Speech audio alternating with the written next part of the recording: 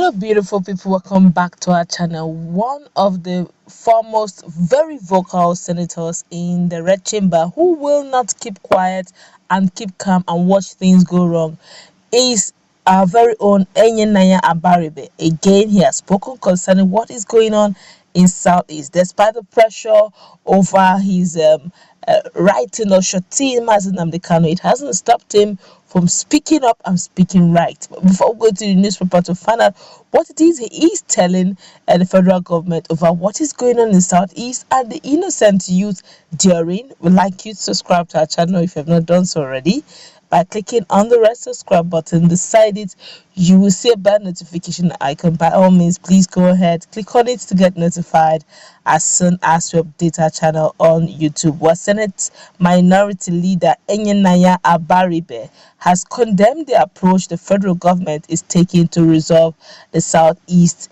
issues.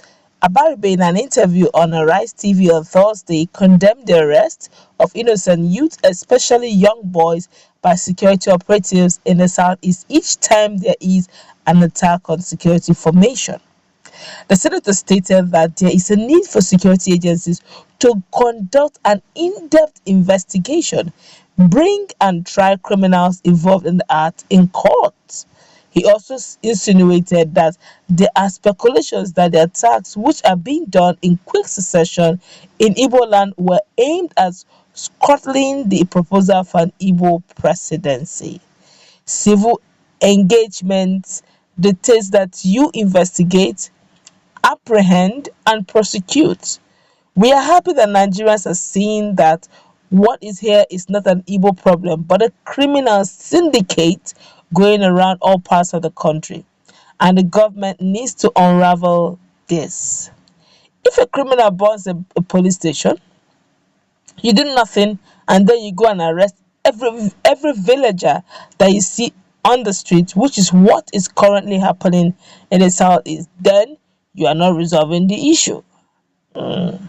What you are telling everybody know is that it is us versus them, which is not a good way of building unity in the country.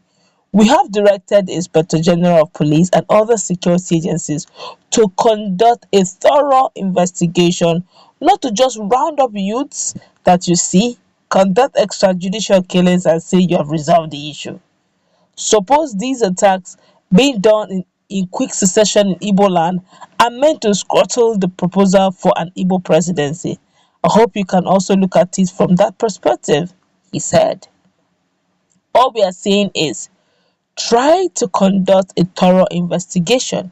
Then we will know who is doing this, who their sponsors are, and why they are doing it, he said.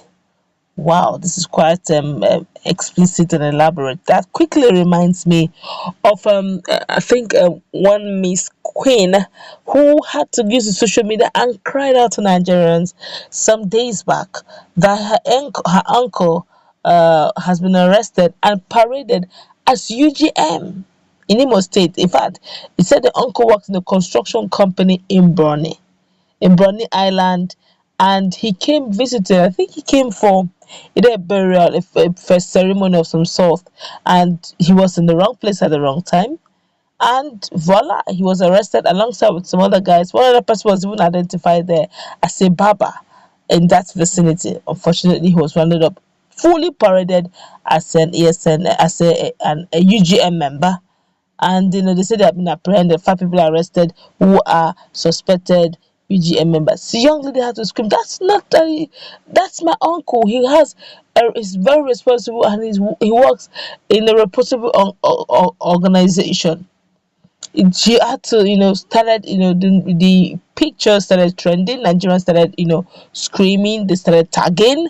Eventually, it got to the ears of the MPF, Nigerian Police Force, of which they said, okay, they're going to carry a thorough investigation, and if he is found innocent, he'll be released. And what came to a lot of Nigerians' mind was just like that. You paraded him with confidence that he is a UGM member, born off for the fact that the young niece, screamed and said, "That's my uncle." Maybe who knows what would have been his faith. And Nigerians are wondering, could it be that this has been the fate of others too, but they never have one Esther, one of their niece that who will come up and help, make the matter trend to the point that Nigerians will scream. What would have been the fate of the young man? Maybe if he was not paraded, or maybe that's probably how he would have, probably won't have had anything, and the people will be celebrating. Finally, they've caught them. But that's an innocent person that has been caught. Let us not take away the fact that sometimes, more often than not, our police officers do very good jobs of trying. If they want to thoroughly want to investigate, they get to the root of the matter. But what Senator Abaribe, in a nutshell, is saying, do the job, do a good job of it, be thorough, so that these guys don't come incriminate, go innocent people pay the price for what they know not, simply because they are indigents, or simply because they are locals, or simply because they live up in that area, or simply because they are young men. That you're a young man doesn't necessarily mean that you're a criminal. Okay, that you dress in a stylish with a swag to your dressing doesn't also mean you're a criminal. It means that's just a fashion sense. And in a very tense environment like Imo State right now, one has to be very careful the way he dresses, the way he moves, because right now things are really happening, so you wouldn't want to be caught in the wrong place. And these are the things Senator Barbe is trying to say. Look, okay, prosecute them. If you don't do a thorough investigation, don't just conduct extrajudicial killings. Prosecute them. And the question now is, if we continue in this, that with the even the number, or the number of people who are already in prison awaiting trial, our prisons may not even contain what Munina Bible is technically saying is, if we do this, if we continue the way we are continuing, we are not giving the right impression that the Igbos are, accepted. And that's exactly what he was trying to say when he said that, what if there's somebody, sponsoring this whole insecurity, so that the issue of Igbo presidency, or Igbo zoning the Igbos for presidency will become null and void, judging the fact that there seem to be unrest in that area. A lot of permutations, a lot of analysis, but in all, let peace live, let peace reign, let love reign.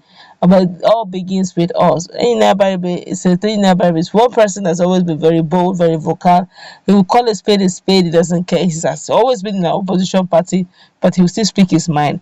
I guess that's where we'll go to wrap it up. In Abaribe again has spoken and is saying, can we just stop the extrajudicial killing that's going on in the southeast?